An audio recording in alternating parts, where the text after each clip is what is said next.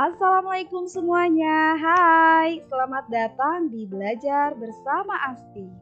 Untuk yang belum bergabung, silahkan klik subscribe dan bunyikan lonceng notifikasimu biar kamu nggak ketinggalan pelajaran.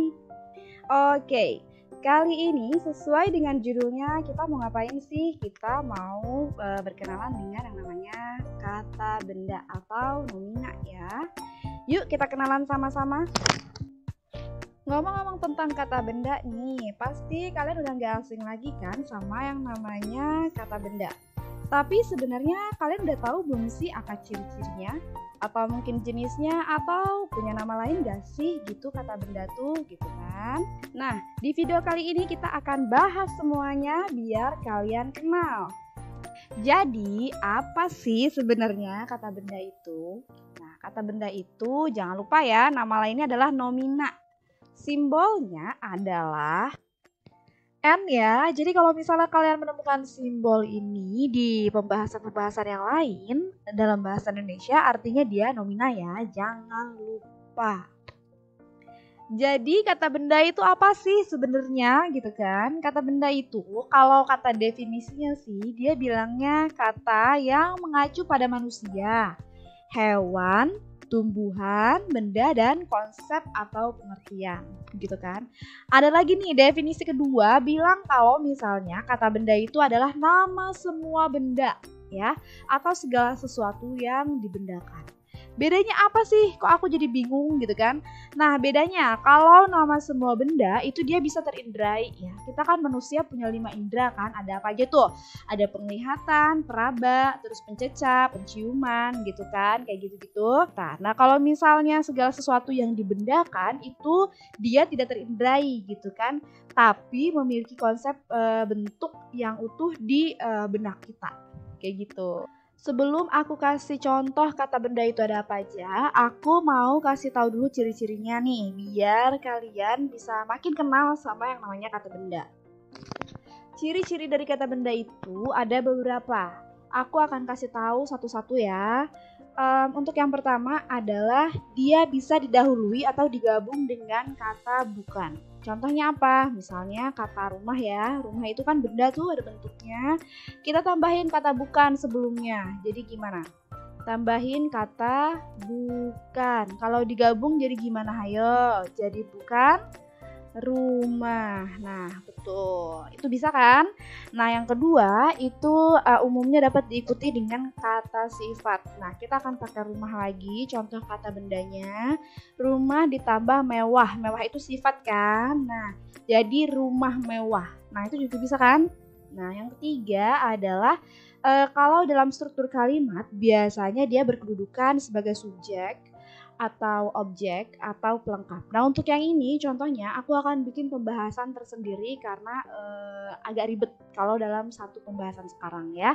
Kayak gitu untuk ciri-cirinya. Gampang kan? Setelah kita mengenal ciri-cirinya, aku akan kasih tunjuk jenis-jenis atau bentuk-bentuk dari nomina ya. Ada berapa jenis sih? Nah, ada 2 jenis. Yang pertama berjenis dasar dan yang kedua berjenis turunan. Kita akan mengenal dulu yang namanya jenis nomina dasar. Nomina dasar itu apa sih? Nomina dasar itu artinya bentuk aslinya. Jadi si kata bendanya itu belum dikasih apa-apa gitu. Jadi emang bentuk asli si katanya tuh kayak gitu.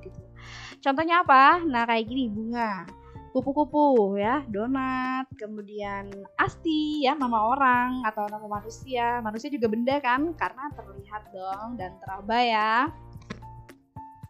Kayak gitu. Selain ini ada lagi nggak sih? Nah, tentu saja ada ya. Yang pertama, ayo ini apa? Oke, nama institusi atau perusahaan atau nama lembaga pendidikan. Nah, itu juga bisa ya. Yang kedua ini apa yo? Nah, betul, nama lembaga pemerintahan ya. Contohnya ini Kemendikbud gitu ya, MPR, DPR. Nah, kayak gitu-gitu. Yang ketiga itu ada ini bendera, betul sekali. Ini bendera apa? Bendera Indonesia ya. Nama negara, nama daerah, nama geografis itu juga termasuk ke dalam kata benda ya. Terus ada juga ini apa? Nah, nama lembaga swadaya masyarakat atau nama termasuk ke dalam jenis nomina ya. Selain ini ada lagi nggak? Ada, masih ada. Tenang aja ya. Yang pertama ada nama hari. nama bulan, nama tahun peristiwa. Nah, ini juga termasuk ke dalam jenis-jenis nomina ya. Banyak banget sih. Nah, yang tadi itu kalau misalnya kalian bingung dan banyak, kamu inget-inget aja. Pokoknya kata benda itu adalah kata yang dia tuh terindrai, alias ada bentuknya gitu ya. Nah, itu tadi contoh-contoh dari nomina yang berbentuk dasar. Nah, untuk yang berjenis turunan atau berbentuk turunan itu kayak mana sih gitu kan? Nah, nomina yang berbentuk turunan itu dia kata bendanya itu sudah dikasih imbuhan atau mengalami reduplikasi atau salah satu dari kata majemuk ya. Contohnya adalah imbuhan nih, misalnya ada beberapa imbuhan yang dia itu kalau nempel dengan kata gitu ya, dia akan mengubah si kata itu jadi kata benda. Nah, imbuhannya ada apa aja? Ada ini, peran, pean, kean, dan an. Ya, aku akan jelasin sedikit. Misalnya kata main. Main ini kan kata kerja ya. Terus dia ditambahin pe depannya. Nah, hasilnya kan jadi pemain. Pemain itu kan asalnya kata kerja jadi orang kan? Tuh, pemain ya, pemain tuh. Jadi orang, ada bentuknya gitu ya. Biar nggak kelamaan. Nah, misalnya kata an ya, imbuhan an. Ditambahin dengan kata kerja main jadi mainan. Benda juga kan, misalnya bola gitu ya. Jadi mainan bentuk gitu ya. Nah, yang kedua adalah reduplikasi. Reduplikasi itu artinya apa? Artinya pengulangan. Nah, contohnya ini gerak-gerik, surat-surat, celingak-celinguk gitu ya.